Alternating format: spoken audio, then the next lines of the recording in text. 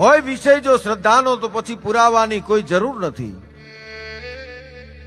કવિ શ્રી દાદ તો એમ કે છે કે નમો મંગલા રૂપ મોગલમાં. કોઈ એને હાથમાં કાળા નાગના ચિત્રો સાથે દર્શાવે, કોઈ એને આંખો ફાડેલી વિકરાળ જગદંબા સ્વરૂપે દેખાડે, અને કોઈને એ સૌમ્ય સ્વરૂપે દેખાય.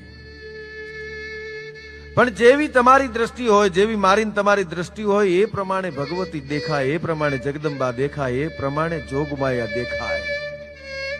જેનો ભાવ સારો હોય એને તો ભગવતી રૂડા સ્વરૂપે દેખાય, એને તો મા સ્વરૂપે દેખાય. અને મા જેમ બાળકને માથે હાથ ફેરવે ને એમ ભગવતી મા મોગલ છે મને તમને ખમકારો કરે.